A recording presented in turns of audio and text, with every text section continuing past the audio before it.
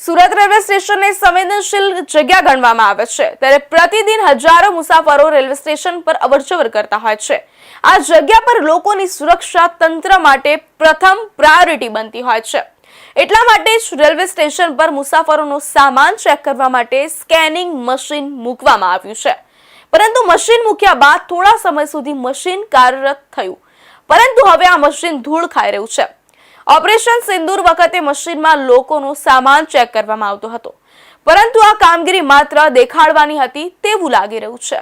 Surat railway station જે શહેરના મુખ્ય પરિવહન કેન્દ્રોમાંનું એક છે, દરેક દિવસ હજારો મુસાફરોની આવર-જાવર માટે જાણીતી જગ્યા છે। રેલવે સ્ટેશનને સુરક્ષા દ્રષ્ટિકોણથી ખૂબ જ સંવેદનશીલ સ્થાન માનવામાં આવે છે, જ્યાં મુસાફરોની સુરક્ષા તંત્ર માટે પ્રથમ પ્રાયોરિટી હોવી જોઈએ।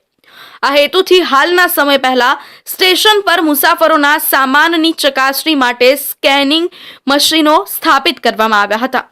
શરૂઆતના સમયમાં આ મશીનો કાર્યરત રહ્યા અને તેમના માધ્યમથી મુસાફરોના સામાનની તપાસ કરવામાં આવતી હતી।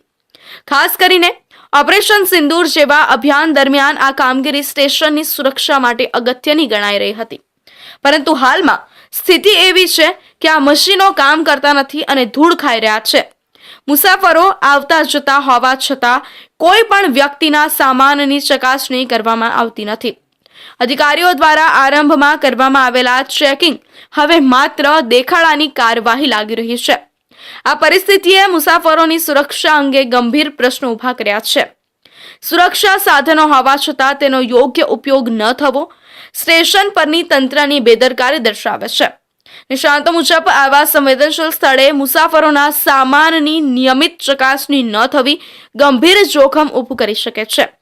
પરિસ્થિતિ એવી છે કે સ્ટેશન પર દરરોજ લાખો રૂપિયાનો સામાન અને વિવિધ મૂલ્યવાન વસ્તુઓ આવે છે અને સુરક્ષાના અભાવથી ચોરી અથવા નુકસાનનો ભય રહેશે।